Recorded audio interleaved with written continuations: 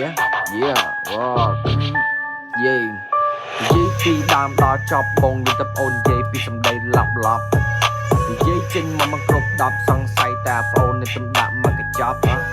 រាប់ពី1ដល់10បងវាយឲ្យក្មេងស្អប់នេះជាច្រើនមកហើយនិយាយចេញមកឡប់នេះកំចង់ប៉ះបងគឺនឹងជាថប់អូនត្រឹមជាក្មេងខ្ចីបងជាកវ័យចិត្តឡើងដល់ថប់បងថប់ខ្លាំងមិនមែនថប់ខ្មាំងដូចជាថប់ដងហើមបងនេះគឺអ្នកខ្លាំងពេលដែលជាប្រមាំងគឺពួកអូននឹងចើម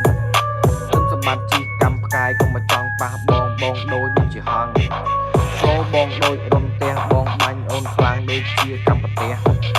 ត្រឹមអូនជីកម្មប្រទេសកុំមកចង់ប៉ះបងនេះគឺជាហង្ស